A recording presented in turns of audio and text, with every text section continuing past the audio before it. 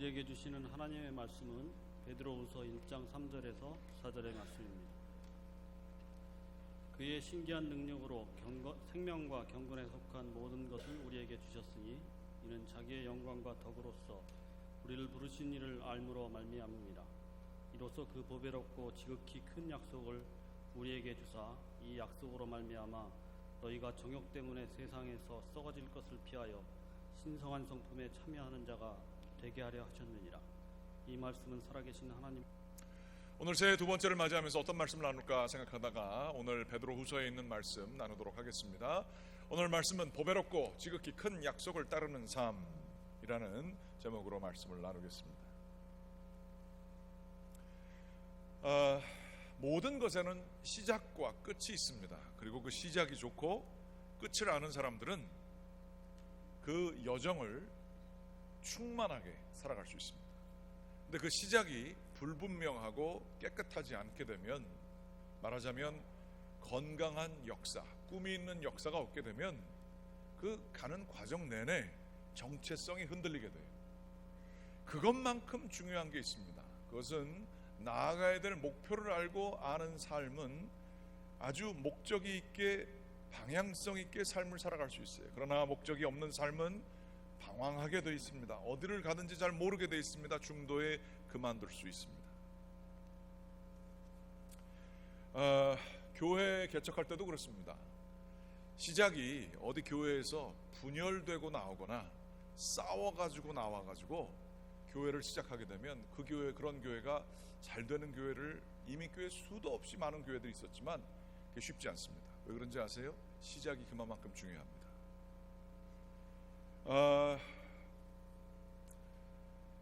우리 결혼 생활도 그렇잖아요. 아름답고 축복되게 시작할 수 있어요. 그 사랑이 의미 있어야 돼요. 그런데 그 시작이 숨기고 싶은 게 있으면 그게 이렇게 쭉쭉 뻗어나가기가 쉽지가 않습니다. 그 과거가 우리를 잡습니다. 이 시작이라고 하는 것은 매우 중요하죠. 그리고 끝이란 것도 매우 중요합니다. 끝이 또 선명한 사람들은 인내하고 절제하며 나아갈 수 있어요. 그리고 그 목표를 향해 늘 새롭게 마음을 가지고 나갈 수가 있어요. 그런데 끝이 있는지도 없는지도 모르고 목적이 없는 삶을 살아가는 사람들은 늘 제자리에서 맴돌게 되어 있습니다. 오늘 말씀은 이 시작과 끝에 대한 이야기가 베드로후서에 쓰여져 있고 이것을 중심으로 말씀을 나누고자 합니다. 베드로후서 1장 1절 말씀을 저희가 같이 한번 좀 읽게 되기를 원합니다. 시작. 예수 그리스도의 종이며 사도인 시몬 베드로는 우리 하나님과 구주 예수 그리스도의 의를 힘입어 동일하게 보배로운 믿음을 우리와 함께 받은 자들에게 편지하노니. 네. 여기서 중요한 것은 시작이 어떻게 됐느냐. 하나님과 그리스도 예수의 의를 힘입어서 이런 얘기가 나오고 있습니다. 의라고 하는 것은 righteousness라는 단어이고요. 제가 끊임없이 말씀드립니다만 이것은 옳다라는 뜻이 아닙니다. right with God, 바른 관계를 의미합니다. 행위가 기준에 맞느냐 안 맞느냐를 의미하는 것이 아니라 관계가 제대로 성립됐느냐 안 됐느냐를 의미하는 것입니다. 하나님과 예수 그리스도께서 예수 그리스도가 십자가에 못 박혀 돌아가심으로 우리는 죄인이었습니다. 하나님으로부터 끊겨진 자였었습니다. 하나님을 알래 알 수도 없고 하나님과 이 영적인 교제를 나눌 수 없는 자들이었습니다. 그러나 그분께서 우리를 연결시켜 주셨습니다. 그래서 우리는 선택함을 받았고 성경에서는 이를 입양되었다라고 얘기합니다. 우리는 하나님을 아버지로 삼고 입양된 하나님의 아들과 딸입니다. 그래서 저희들이 형제님, 자매님 부르기도 하고요. 그리스도 안에서 우리는 한 가족이라고 얘기하고요. 예수님이 머리라 얘기하는 이 모든 것들은 그렇게 세상에 있어서는 끊겨졌을지 모르지만 하나님으로 말미암아 우리가 한 가족 됐음을 믿게 되는 사람들입니다. 그러니까 입양이라고 하는 것은 고아들이 입양을 당하게 되잖아요. 그 시작이 무엇이냐? 그 하나님의 열심으로 시작이 되었다는 거예요. 우리는 끊겨져서 고아처럼 살 수가 있는 존재들이었습니다. 고아들이 다 그런 것은 결코 아닙니다만 자라날 때 결정적인 순간에 부모의 사랑을 계속적으로 못 받게 되면 고아는 참 불안한 마음을 가지고 살 수밖에 없습니다. 고아들의 경우에는 지속적으로 있는 부모들의 용서와 또한 잘못했음에도 불구하고 끊임없이 받아주고 계속 그 presence, 부모가 계속 옆에 있는 것을 느끼게 될 때에 정서적인 심정적인 안정을 가지게 되지요. 이것이 없게 되면 다 자기가 사랑을 받을 만해야 사랑을 받게 되고, 끊임없이 노력하고 많이 가졌어도 더 자기를 입증하지 아니하면 늘 불안한 상태에 혼자서 모든 것을 감당해야 되는 그러한 외로운 삶을 살게 되어 있습니다. 시편 23편이 저에게 그렇게 위로를 주는 것은, 우리가 사망의 음침한 골짜기를 다닐지라도 해를 두려워하지 않는 것은 주께서 나와 함께 하심이라. 주는 나의 선하신 목자가 되심이니라. 주님이 이렇게 우리와 더불어 우리와 관계를 먼저 맺어주시고 우리를 이끌어주시는 것, 이것으로 말미암아 이 관계가 시작됐음을 깨닫는 것이 매우 중요합니다. 그런데 이 관계 가운데에 고아들이 이제 입양을 하게 되면 굉장히 힘들대요. 어떤 고아들은 입양을 받아서 좀 나이가 들고 입양이 됐는데 좋은 하얀 침대에서 그 잠을 자게끔 해줬는데 얘가 거기서 잠을 자지를 못하더래요. 그리고 나가지는 못하고 현관 앞에서 쪼그리고 자더래요. 너 왜 그러냐? 어떤 목사님이 입양해서 물어봤답니다. 그랬더니 자기는 저 자리는 불편해서 못 자겠다는 거예요. 늘 쫓겨나가고 불안한 그 상태로 있어야 자기 마음이 편한 거예요. 현관에서 자는 거. 우리 인생을 그렇게 살 수가 있어요. 여러분, 우리들도 늘 어디엔가 마음을 다 주고, 이게 좀 이런 정치적인 단어를 써서 좀 그렇습니다만, 여당을 어떻게 하는지를 전혀 몰라요. 힘을 합쳐서 같은 팀이 돼서 힘들고 어려운 것들을 이끌어 나가는 게 뭔지를 잘 몰라요. 야당을 해야 마음이 좀 편해요. 있는 것들을 그냥 까부시고 비판하고 내 목소리를 내서 자기를 좀 드러내고 그게 인정받아야, 그 동네에서 그걸 인정받아야 마음이 편안한 경우가 많아요. 그만두면 언제든지 그만두고 관계를 끊어야 내가 힘이 있는 것 같아요. 내 존재가 입증되는 것 같아요. 그런 경우들이 참 많아요. 고아의 마음이 그랬어요. 이 사람들이 주는 나에 대한 사랑이 진정인지를 믿지 못하는 거예요. 이 사람들도 언제나 나를 버릴 수 있는지 모르겠다고 하는 거절감에 대한 끊임없는 학습 효과 때문에 이 사랑을 감당을 못하는 거예요. 그래서 부모와 한 마음이 되질 못해요. 저 사람들이 버리기 전에 내가 한번 먼저 버려봐야지 라고 하는 그러한 마음이 있어요. 늘 현관 앞에서 사는 것 같아요. 결국엔 그 여자아이가 길거리로 나갔대요. 그리고 그 아이가 자기를 좀 자녀된 거에서 버려달라고, 그러한 안타까운 사연을 얘기하며 눈물 흘리는 목사님의 눈물을 본 적이 있습니다. 그러나 그 목사님은 어떻게 고민할지 몰라도 우리 하나님은 그러지 않으세요. 시작도 하나님이셨고, 우리가 길을 가다가 넘어진 경우가 참 많이 있어요. 그 자리에서 헤맵니다. 이 진흙탕에서 벗어나지를 못합니다. 그리고 다 그만두는 것처럼 하나님이 어디 계시냐 그럴지 몰라요. 그러나 우리 주 예수 그리스도는 그 하나님의 열심으로 그 우리가 헤매고 있으면 바로 옆에 와가지고 같이 그 진흙탕에서 같이 앉아 계세요. 다 됐냐? 일어나라. 괜찮아. 이제 일어나봐. 이렇게 얘기하실 수 있어요. 그런 분이 우리 예수 그리스도이시고 하나님이신 줄 여러분들 믿으시기 바랍니다. 여러분 혹시 주저앉아 계세요? 신앙 때문에? 내가 예수를 믿는 게 뭔지, 이 신앙생활 교회를 내가 왜 다녀야 되는지, 뭐 기도를 해도 뭐 하나님 계신지 안 계신지도 모르고, 괜히 교회 안 좋은 것만 눈에 많이 들고, 하나님과의 살아있는 성령 충만한 게 뭔지도 모르고, 야 그거 옛날에 착각이었나 봐, 이런 식의 생각들이 혹시 들지 않으세요? 예수님이 옆에서 여러분과 함께 눈물 흘리고 계세요. 일어나게 되기를 원하시고, 성령 충만하게 되기를 원하시고, 기쁨 때문에 기꺼이 희생하고 헌신하는 삶을 다시 살게 되기를 원하세요. 상처받을 게 두려워서 내 것만 꽉 붙들고 나는 희생하지 않을 거야, 상처받지 않을 거야, 나는 현관문에서 늘 있어서 뭐 안 되면 내 거 먼저 제일 먼저 챙겨야지, 이런 상황 속에 우리 주님께서는 마음을 열어라, 따뜻하게 여기시면서 여기 아름다운 베드가 있지 않니, 축복이 있지 않니, 그러면서 우리를 이끌어 주시고 기다려 주신 분이 우리 주님임을 기억하시기 바랍니다. 우리 주님께서는 이렇게 시작을 주님께서 시작하셨고요, 이 믿음을 저에게 주셨어요. 어떤 신학자는 이런 얘기를 했습니다. 믿음이란 무엇인가? 하나님께서 우리를 무조건적으로 받아들여 주셨음을 우리가 받는 거다라고 얘기를 하고 있어요. 우리가 용납되어졌음을 용납하는 게 믿음이라 이렇게 얘기하고 있어요. 그러니까 이 우리의 믿음은 어떻게 주어졌을까요? 우리는 보통 믿음이라고 하면 보이지 않고 경험되지 않는 것을 내가 선택해서 내 의지로 강력하게 믿는 것을 믿음이라고 생각할 때가 많아요. 그거는 어떤 대상이 상관없어요. 그것은 기독교적인 믿음의 아주 극소의 일부분만을 지칭할 뿐입니다. 진정한 믿음은 어디서부터 오는가? 그리스도가 우리를 향한 믿음에서 와요. 하나님께서 우리를 믿어주셨고 예수 그리스도께서 우리를 지금도 넘어져서 진흙탕에 있을지 모르지만 믿어주고 갈 걸 내가 믿어. 내가 기다릴게.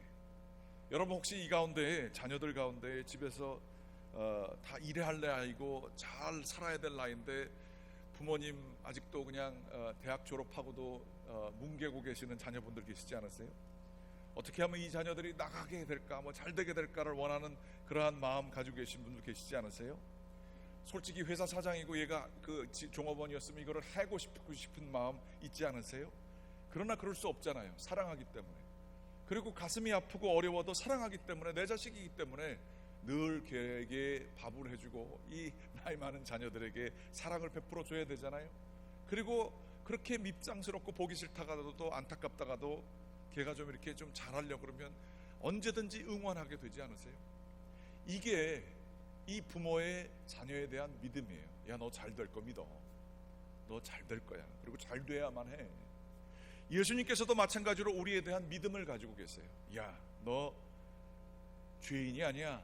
너 의인이야. 의롭다 칭해 주시고 우리가 성공하기를 기다려 주세요. 믿음 가운데 살기를 기다려 주세요. 그 예수님의 믿음을 받아들이는 게 믿음이에요. 그 예수님의 우리에 대한 전격적인 열정과 헌신, 믿음, 신뢰, 이거를 받아들이는 게, 용납하는 게 이게 믿음이에요. 그래서 오늘 말씀의 시작이 어떻게 되었느냐? 그리스도 예수의 의로 말미암아 우리가 시작되었고, 1절 말씀 보여주세요. 보배로운 믿음을 우리는 함께 받은 자들이다. 이 여정이 어떻게 시작되었느냐? 예수님이 우리를 먼저 사랑해 주셨고 지속적으로 사랑해 주시는 거예요. 그거를 믿음을 받았다는 거예요. 그리스도의 믿음을, 그 우리에 대한 신뢰를 우리가 받았다. 보배로운 믿음을, 그 보배로운 믿음이 우리 믿음이 아니에요. 예수님의 그 보배로운 신뢰를 우리가 받았다. 그걸 우리가 용납했다. 이러한 얘기를 하고 있어요. 그게 우리의 시작이 됩니다.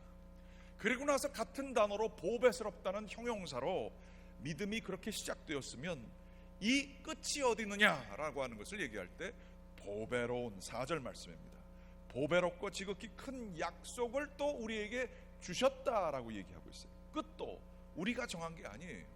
믿음의 끝이 우리 가족이 잘 되고 돈을 많이 벌고 세상에서 성공하는 게 믿음의 끝이 결코 아닙니다.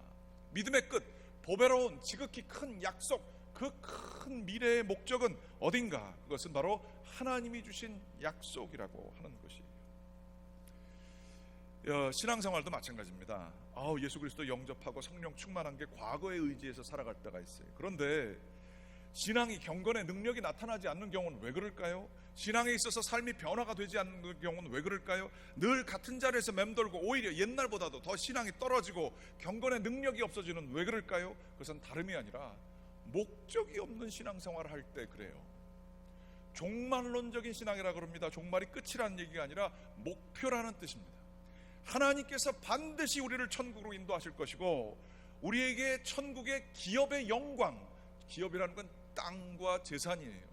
하나님 자녀들에게 줄 그 유산, 그 기업, 그것이 얼마나 영광스러운지를 우리에게 알게 되기를 하나님께서 원하세요. 그 약속을 저에게 주신 줄 여러분들 믿으시기 바랍니다. 우리가 가야 될 본향은 이 종말 하나님의 땅, 이 새 하늘과 새 땅이 우리에게 약속되어졌음을 여러분들 믿으시기 바랍니다. 이거 없으면 신앙생활 힘 없어요. 옛날 거 의지해서 성령 충만, 그리고 자꾸만 이거 잘못되게 되면 뭐가 없으니까, 힘이 없으니까 신비한 것만 원해요. 뭐 성령 뭐 체험 뭐, 그게 나쁜 건 아닙니다만 그게 없으면 신앙이 없다라고 생각하고 거기에만 자꾸 기적과 이사에만 집중해요. 그게 신앙의 목적 같아요. 그게 왜 그렇습니까? 목적이 없기 때문에 그래요. 주님과 함께 나아가야 될 곳을 향하여 다른 증거 없지만 믿음만을 가지고 늘 걸어야 되는데, 종말이라고 하는 내 인생의 끝에 하나님 품 안에 안기게 될 하나님의 영광스러운 곳에 내가 도착하기 위하여 내 삶을 절제하고 인내해 가는 것에 대한 비전이 없게 될 때 신앙이 쑥 빠지게 되는 거죠. 짜릿한 것만 구하게 되는 일들이 일어나게 되는 거예요. 이 보배스럽다는 말로 믿음을 주셨고 약속을 주셨다라는 얘기가 바로 그러한 뜻입니다. 그러면 이 사이에 있는 것이 무엇일까요? 이 과정을 가능하게 하는 것이 무엇일까요? 그것은 다름 아닌 암입니다. 하나님을 암. 오늘 말씀 2절과 3절 말씀을 같이 읽어보게 되기를 원합니다. 같이 한번 읽어보겠습니다. 시작. 하나님과 우리 주 예수를 알므로 은혜와 평강이 너희에게 더욱 많을지어다. 그의 신기한 능력으로 생명과 경건에 속한 모든 것을 우리에게 주셨으니 이는 자기의 영광과 덕으로서 우리를 부르신 이를 알므로 말미암음이라. 저도 아이를 키워봐서 이제야 조금 부모의 사랑이 뭔지 좀 알 것 같습니다. 아직도 다 모르지요. 제가 받았던 게 얼마나 큰지를 저는 정말 몰랐습니다. 부모가 자녀들에게 갖는 마음이 뭔지를 정말 몰랐습니다. 평생을 두고 모를지도 몰라요. 부모는 계속해서 나이가 들고 계시고 자녀들은 계속해서 이제 그걸 뒤따라가는 것이기 때문에 이 알미라고 하는 것이 관계가 계속 지속되다 보면 점점 더 깊어지게 되어 있습니다. 태어난 어린아이는 아무것도 몰라요.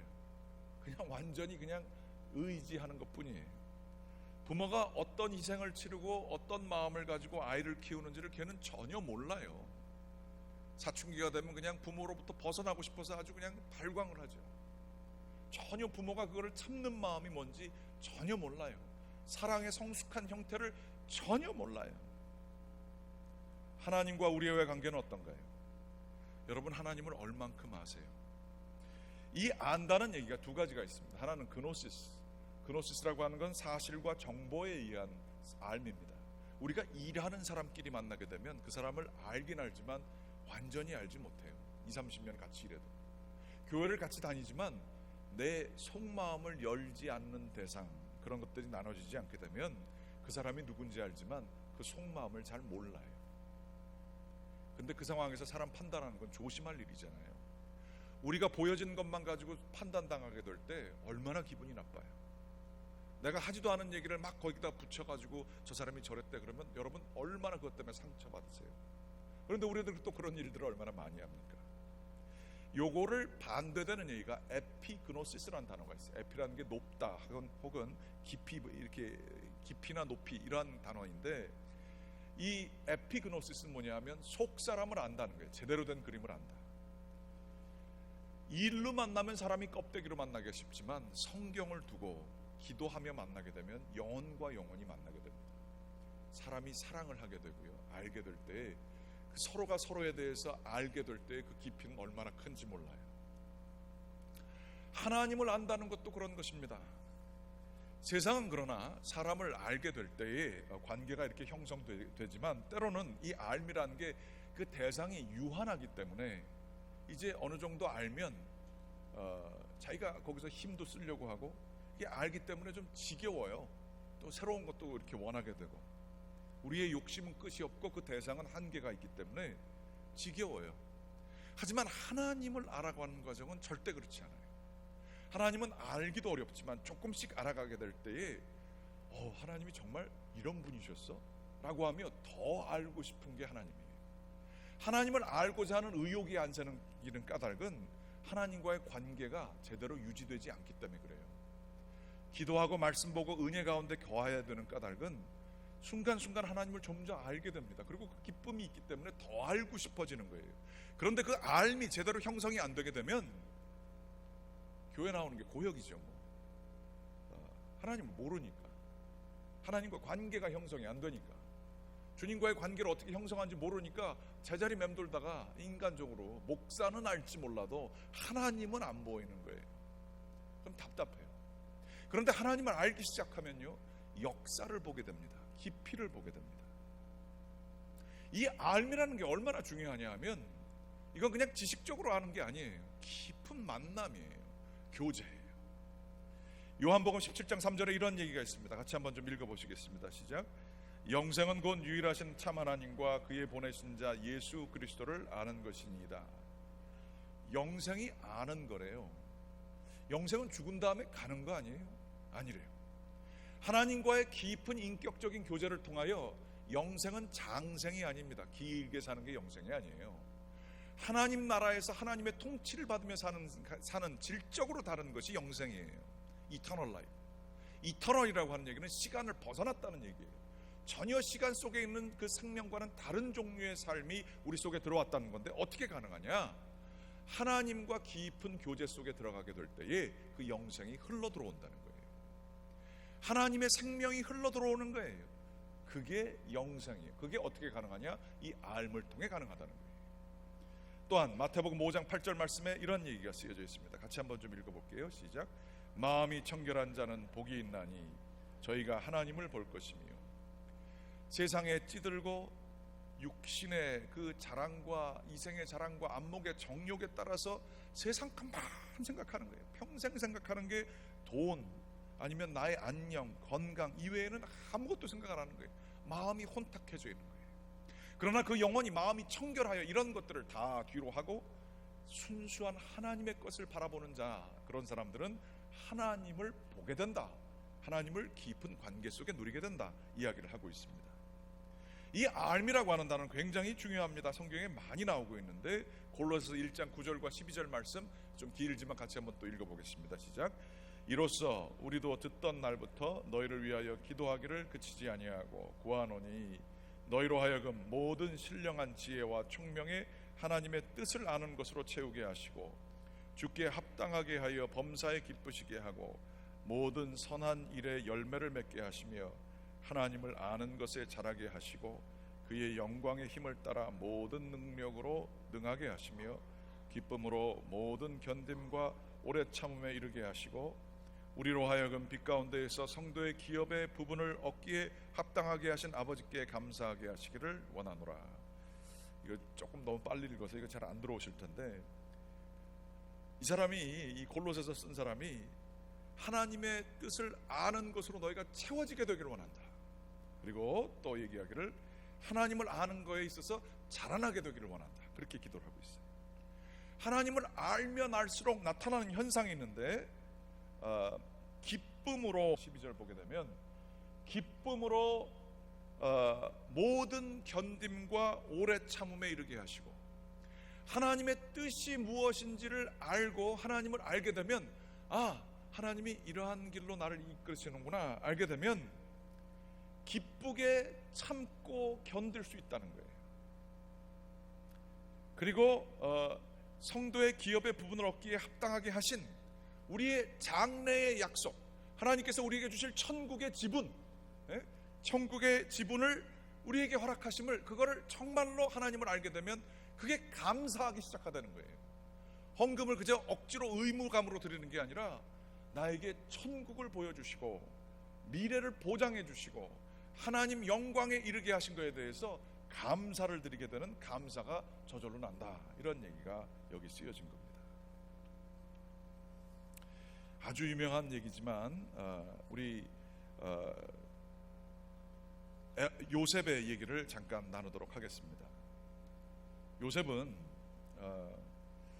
어렸을 때 하나님께서 계시를 주셨어요. 그래서 이 볕단들이 다 자기에게 절을 하고 달과 별까지도 자기 별에게 절을 하게 되는 걸 보게 됩니다. 순진하게 그걸 얘기를 해요. 그랬을 때 그때서부터 미움을 받기 시작하고 어린 나이에 형들에게 배신당하여 팔려가게 되고 또 열심히 일한 사람에게 돈을 많이 벌어줬건만 그 아내 때문에 배신당하게 되고 그래서 감옥에 가게 됩니다. 얼마나 비참했을까요? 형들에게 또 아는 사람에게 배신을 당하고 또 거기서 술관원에게 꿈을 해석해주고 인생을 이렇게 보여주는 그런 걸 했는데 그 사람이 또 한동안 자기를 잊어버립니다. 그는 정말로 좌절 가운데에 자기의 인생은 실패이고 절망이다라고 하며 살 수 있었어요. 아마도 그를 지켜준 것은 어렸을 때 신앙교육을 잘 받아서 하나님께서 자기를 도와주시리라라고 하는 믿음 때문에 살지 않았을까 생각을 해봅니다. 그런데 하나님께서 도와주셔서 이가 재상이 됩니다. 그래서 돈을 많이 벌고 아주 권세가 있는 애굽의 재상이 됩니다. 보통 요셉의 얘기를 이렇게 바라보는 사람들이 많이 있을 수 있어요. 그렇게 힘들고 어려웠지만 열심히 노력하고 지혜를 발휘했더니 높은 자리에 왔더라. 보통 사람들은 요셉을 볼 때 그렇게 볼 수 있어요. 자기의 인생도 그렇게 볼 수 있어요. 내가 이민 왔을 때 얼마나 힘들었고 괴로웠는지 모르지만 열심히 지혜롭게 살고 이렇게 했더니 지금 여기까지 올 수 있었다. 보통 인생을 바라볼 때 재산과 자기의 자산과 관계들로만 볼 수가 있어요. 그 목적으로만 볼 수 있어요. 그런데 성경의 얘기는 그게 이제 시작이지 끝이 아닙니다. 재상이 된 이후에 자기의 형제들과 가족이 자기에게 먹을 것을 구하려고 찾아왔어요. 너무나 속상하고 골탕을 먹여주고 싶고 그 사람들을 감옥에 가둘 수도 있고 이러한 상황을 만들었지만 이는 그 과정 속에 깊은 깨달음을 얻습니다. 그러면서 요셉의 얘기는 참 재밌어요. 아브라함과 이삭과 야곱 얘기는 하나님께서 직접 이렇게 나오시는 얘기가 나오지만 요셉 얘기는 하나님께서 뭐 하셨다는 얘기가 하나도 안 나와요. 그런데 이가 이 형들을 만나는 과정 속에 하나님을 알게 됩니다. 하나님의 뜻을. 창세기 45장 5절 말씀 이렇게 쓰여져 있습니다. 같이 한번 좀 읽어보실게요. 시작. 당신들이 나를 이곳에 팔았다고 해서 근심하지 마소서, 한탄하지 마소서. 하나님의 생명을 구원하시려고 나를 당신들보다 먼저 보내셨나이다. 내 인생이 형들에게 아니면 내가 믿었던 보디발에게 팔려가지고 여기 왔다야 이런 게 아니라는 거예요. 내 인생은 상처투성이다. 난 억울하기 짝이 없다. 그게 자기를 규정할 수 있었어요. 혹시 이 가운데도 그런 분들 계시지 않나요? 내 인생은 망한 인생이야. 더 이상의 소망은 없어. 이러고 계시지 않나요? 그러면서 그렇게 살 수 있었어요. 그런데 이제 자기가 열심히 해서 운이 좋아서 회복이 됐어요. 상처에도 불구하고 이겼다. 이렇게 볼 수 있는데 형제들이 오고 다 이 과정을 묵상을 하다 보니까 하나님이 우리 가족의 생명을 구원하시려고 나를 보내셨다. 보내심을 받은 자로 자기를 이해하게 되었어요. 상처받은 자, 그것을 이긴 자가 아니라 처음서부터 하나님이 연출을 각본을 쓰시고 하나님이 감독을 하셔서 나를 여기까지 오셨다라고 하는 하나님 안에서의 하나님의 계획 안에서의 자기를 발견하게 되었어요. 팔려온 자가 아니라 보내심을 받은 자였다. 지금 내가 여기 이렇게 있는 것이 내가 있는 게 아니라 하나님의 뜻이었다. 그리고 하나님의 그 역사의 가운데 있는 그 하나님을 알게 되었다는 거예요. 이 과정을 통해 우리는 신앙을 가지게 되었어요. 믿음을 받게 되었어요. 그리고 이 과정 속에 목표를 향해 나아가는데 이게 아마 귀에 안 들어오실 거예요. 잘. 내 인생은 그냥 내 인생이고 내 생각대로 하게 되지만 이 과정 중에 순간순간 깨달아지는 게 있을 거예요. 내가 그렇게 고통받았던 게 하나님이 이렇게 하시려고 쓰시려고 해주셨던 거구나. 내가 이렇게 복을 많이 받았던 게 이때를 위해서 내가 이렇게 복을 받았었구나. 내가 여태까지 살아온 게 아니라 하나님이 내 삶을 주관하셨구나. 이런 거를 깨닫는 순간이 와요. 하나님을 알게 돼요. 그때 하나님의 내 삶 속에 어떻게 역사하신가를 알게 돼요. 그러면 그 다음 약속이 보여요. 아, 그럼 진짜 천국이 있는 거 아니야? 이런 생각을 가지게 된다고요. 이 알므로 충만하게 되기를 얼마나 기다리는지 몰라요. 에베소서 1장 17절서부터 19절 말씀 같이 한번 좀 읽어보시겠습니다. 에베소서 1장 17절서부터 19절입니다. 같이 읽어보겠습니다. 시작.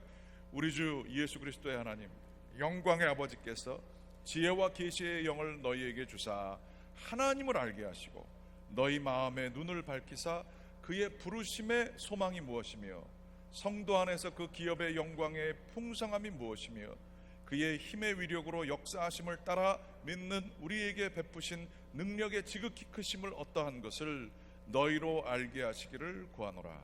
네. 이 바울 선생님이 무릎을 꿇고 간절히 그 에베소에 있는 교회 사람들에게 간구한대요. 그건 에베소 교회 사람들뿐만 아니라 저희를 위해서도 그러실 거예요. 하나님이 지혜와 계시의 영을 너에게 주사 너희가 좀 하나님 알게 되기를 원한다.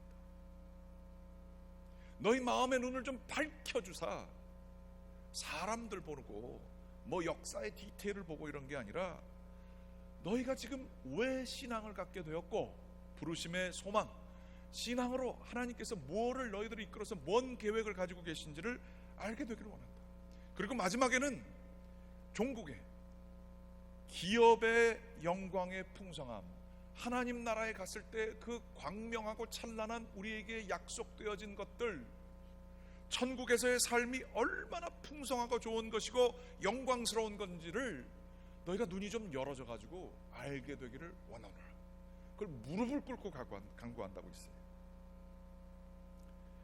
그 하나님의 능력이 너희를 이끌어 가시는 능력이 하시다가 말고 뭐 우리가 생각하기에 하나님 어디 계십니까 뭐 이러고 있지만 지금도 우리를 옆에서 기다리시고 참아주시고 지금도 보이지 않게 천사들 보내주시고 신앙에서의 형제자매들 보내주셔서 이끌어주시는 그 하나님의 능력이 얼마나 지극히 큰 것인지를, 그게 얼마나 지혜롭고 크신 힘으로 우리를 지금 이끌고 계신지를 너희들이 알게 되기를 구하노라. 제가 요셉의 이야기를 묵상을 하면서 하나님께서 이렇게 역사하셨나 보다, 좀 하나님을 좀 제 나름대로 성경을 보면서 또 새롭게 보는 눈이 있었어요. 요셉이 의지하고 있었던 성경 구절은 뭐였을까? 의지하고 있었던 그 목소리는 뭐였을까? 생각을 해보니까 요셉과 비슷하게 팔려간 인생이 있었어요. 자기 할아버지 야곱이 자기처럼 어린 나이에 그저 바깥에서 베델 그 차가운 돌밭 위에서 자고 있을 때 천국 문이 열리면서 베델에서 하나님을 경험하게 돼요. 그리고 전혀 이 야곱은 알아들을 수 없는 약속을, 보배롭고 지극히 큰 약속을 야곱에게 주세요. 창세기 28장 14절부터 15절입니다. 같이 한번 좀 읽어볼까요? 시작. 내 자손이 땅의 티끌같이 되어 내가 서쪽과 동쪽과 북쪽과 남쪽으로 퍼져 나갈지며 땅의 모든 족속이 너와 네 자손으로 말미암아 복을 받으리라. 내가 너와 함께 있어 내가 어디로 가든지 너를 지키며 너를 이끌어 이 땅으로 돌아오게 할지라. 내가 네게 허락한 것을 다 이루기까지 너를 떠나지 아니하리라 하신지라. 네. 지금 이 야곱은요 10대 청소년이에요. 그리고 다음날 어디 가서 밥을 어떻게 먹을지도 모르는 사람에게 하나님께서는 보배롭고 지극히 큰 약속을 주세요. 비슷하게 얘기하면 우리들 신앙생활 어떻게, 내가 종교를 선택한 거고 갈보리 교회 내가 어떻게 하다가 사람 때문에 이렇게 나와 있는 거고 평생을 와이프에 아니면 남편의 부모에 끌려가지고 이 자리에 왔는지도 몰라요. 그리고 그 생각에서 아마 평생 못 번하실지도 몰라요. 하지만 그런 사람에게 하나님께서는 약속을 주세요. 보배롭고 지극히 큰 약속을 주세요. 야, 너 누군 줄 알아? 지금 내 계획으로 보면 너는 자손이 티끌까지 많아지게 될 거예요. 그리고 동서남북에서 그 자손들이 다 펼쳐져 나갈 거예요. 그렇죠?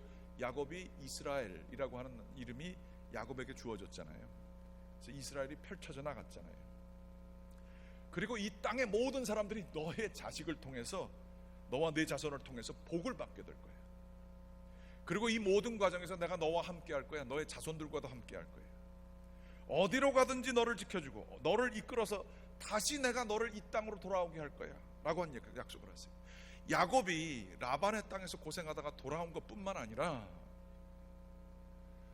그 이후에 모세가 애굽 땅에서 400년 동안을 그 후손들이 고생하게 됐을 때 이 모세의 인도 아래 그 땅으로 돌아오게 될 때 기억했던 얘기가 이 야곱의 어렸을 때에 들려진 이 음성이 있었을 거라고요. 요셉의 마음에 자기가 지금 이 애굽 땅에서 살고 있지만 하나님께서 우리 민족을 반드시 땅의 티끌같이 자기 자손들을 많게 하시고 그 땅으로 인도하실 것을 요셉은 이 할아버지의 유언을 통해서 기억했어요. 하나님의 뜻이 내 삶 속에 어떻게 왔는지 하나님을 알게 되었지만 보배롭고 지극히 큰 약속이 뭔지를 그때 이게 이런 미래가 있게 될 거 아닌가? 라는 생각이 들어갔을 거란 말이에요. 그러면서 얘기를 했어요. 우리 민족이 언젠가는 다시 본향으로 가게 될 건데, 그때에 나의 뼈를 이 땅에 묻지 말고 가지고 있다가 그때 가지고 가라.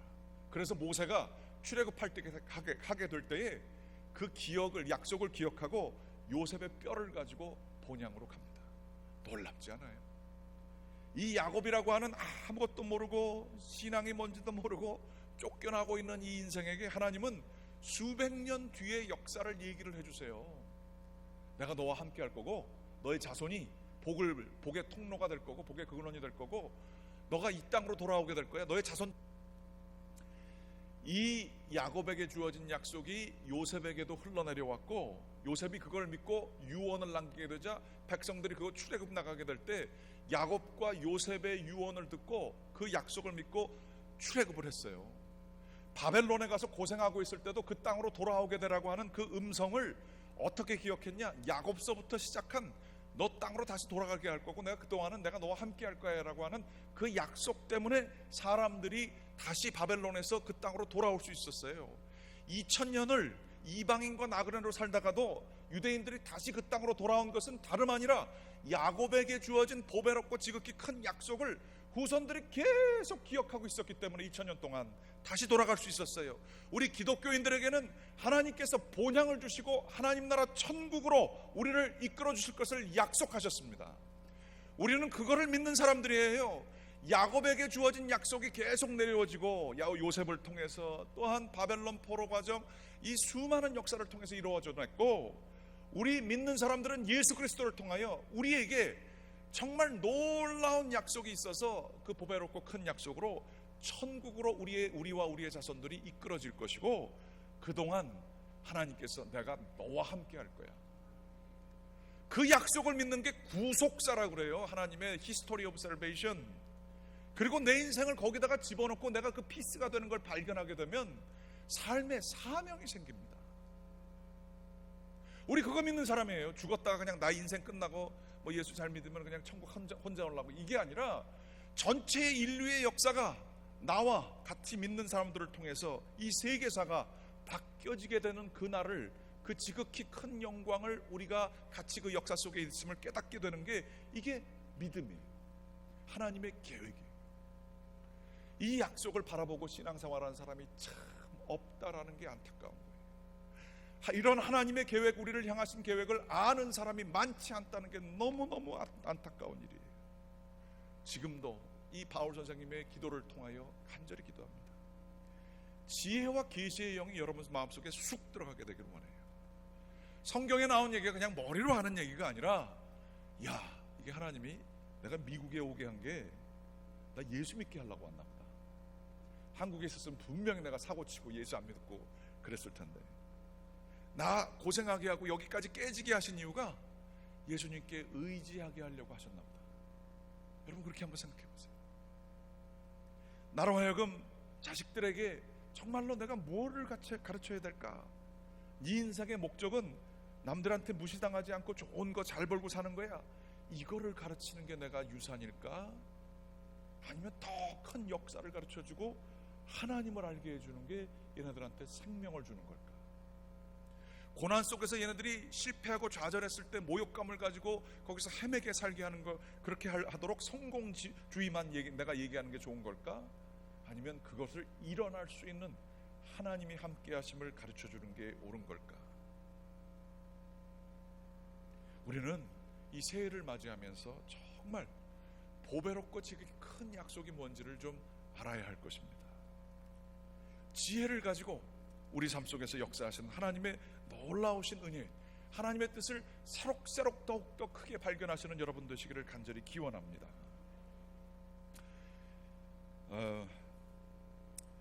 얘기가 좀 길었지만 제 개인 얘기를 드리겠습니다. 너무 많이 얘기 들어서 다 알고 있는 얘기지만 그래도 제가 마이크를 가지고 있으니까 하겠습니다. 저는 목회를 하기보단 신학교에서 강의하는 것을 원했는지도 모르는 사람입니다. 아니, 그거보다도 세상에서 집안이 다 기독교인 가정에서, 부모 목사님 가정에서 자라났기 때문에 거기서 좀 벗어나려고 하는 마음이 굉장히 많았었습니다. 그런데 하나님께서 저에게 은혜를 받게 하시고, 그리고 목사가 되게 하시고, 목사가 되는 과정 속에서도 저는 제가 뭐 좀 영광스럽게 남들 앞에서 뭐 교수라 그러면 좀 괜찮을 것 같아서 그거에 마음 두고 있었는지도 몰라요. 근데 하나님은 그 길을 막으시고 어떤 찢어진 교회, 깨어진 교회로 저를 인도하셨어요. 여기 그거 같이 그 교회에서 생활하셨던 분들도 여기 계십니다. 저는 뭔지도 모르고 30대 초반에 위 장애까지도 겪고 뭐 이러면서 그 교회를 열심히 했어요. 저는 그 교회를 어떻게 하면 부흥시킬까 생각도 있었지만 너무 힘들었던 기억도 나요. 왜 이런 과정을 그때 당시에 결혼도 안 했었거든요. 왜 이걸 내가 겪어야 되나? 전 잘 몰랐어요. 그러고 나서 한참 시간이 지난 후에 갈보리 교회에서 저를 찾는다고 그랬을 때 아마 제가 그런 경험이 없었으면 노했을 거예요. 정말로 힘들어서 여기 부목사님들이 그 다음 목사 누군지 죽었다 이제 그렇게 얘기했던 교회에 제가 초청받게 됐어요.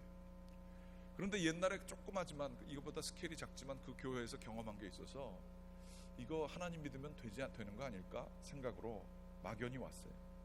왔더니 상황은 생각보다 훨씬 더 심했습니다. 엄청난 빚과 교인들이 나뉘어진 마음을 듣고 있었던 것과 직접 와서 경험하니까 천지 차이가 있더군요. 그런데 하나님께서 정말로 도와주셔서 제 삶을 갈보리 교회와 더불어서 8년 반이라는 시간을 지금까지 이끌어 오셨습니다. 전 이러면서 하나님 뜻을 조금 알 것 같아요. 나하고는 전혀 관계없는 얘기였지만 저는 제 자신의 영광과 성공을 위해서 살아오려고 했던 사람이지만 하나님은 이민교회가 분열과 아픔을 겪을 때에 저를 거기서 훈련시키셨어요. 그리고 훈련시켜왔고 그래서 저는 갈보리 교회에 올 수 있었다고 믿어요.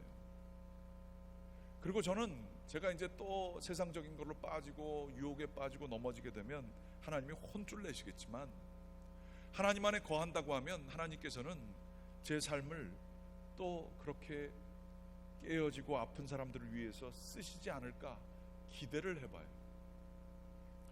원하고 기도를 드립니다. 저는 그걸 알게 되니까 마음에 큰 사명감 가지고 살 수 있습니다. 주님께 의지할 수 있습니다. 여러분들은 어떠세요? 여러분의 고난은 결코 무의미한 고난이 아닐 겁니다. 여러분이 지금 겪고 있는 정말로 주님께서 주시는 그러한 고통이 있으시다면, 불안이 있으시다면 그거 결코 우연 아닐걸요. 하나님의 계획 안에 있으면. 뿐만 아니라 이민 생활하시면서 복을 좀 받으셨습니까? 남들에게 그래도 좀 어느 정도 좀 내놓을 만큼 되셨습니까?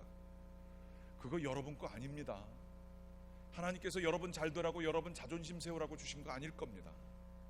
분명히 거기엔 하나님 뜻이 있을 겁니다. 지극히 크고 보배로운 약속에 비유하면 반드시 거기에 여러분의 어떤 피스가 있을 것입니다. 그걸로 생각을 지금 하기에는 너무 어려우실지 몰라도 하나님께서 여러분들에게 깨닫게 하시는 날이 오게 되기를 간절히 기원합니다. 그 사명을 발견하게 되면 우리의 삶 속에 빛이 날 거예요. 내 삶은 질그릇 같아도 거기에 그 사명을 알게 되는 순간 다이아몬드 같은 보석이 그 안에 자리 잡게 될 것입니다. 원하고 기도를 드립니다. 주님이 우리를 축복하시게 되기를 간절히 기원합니다. 기도하시겠습니다. 하나님 감사합니다. 주님께서 저희들 불러주셨습니다. 하나님의 놀라우신 역사로 저희들을 새롭게 만들어 주셨습니다. 주님, 이 약속을 따르는 삶을 살 수 있게 인도하여 주시옵소서. 예수 그리스도의 이름으로 기도드렸습니다.